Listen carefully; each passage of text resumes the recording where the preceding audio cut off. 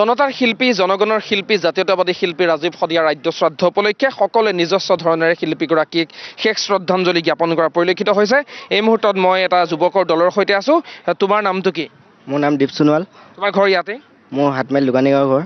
আৰু এই দীপ সোণোৱালেও ৰাজীৱ সদিয়াৰ যি সৃষ্টিৰাজি, সেই সৃষ্টিৰাজিক ধৰি ৰখাৰ চেষ্টা চলাইছে।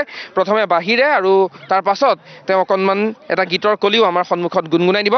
মই বাঁহীৰ সুৰ আপোনালোকক এই মুহূৰ্তত পাণ কৰাব বিচাৰিছোঁ।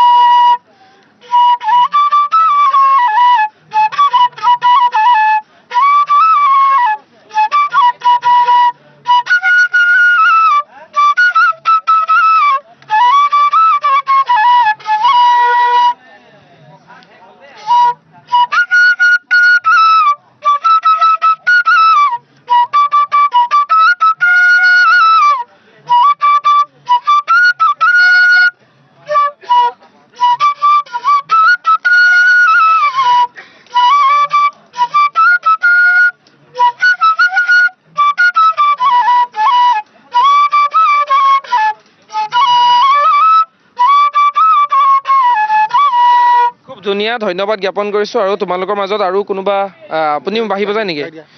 দুলাইন যদি তুমি অকণমান যদি গাই দিয়া আজি তেখেতৰ আত্মাৰ পবিত্ৰ স্মৃতিত। লোহিতখন ভৰিলে বিষমে টেকা দে, বাদত ভৰিলে যাবৰ, পশ্চিমৰ বতাহজাক পূবলৈ বলিছে, তাৰ জানো ৰাখিছ খবৰ, বোলো অসমীয়া তাৰ জানো ৰাখিছ খবৰ।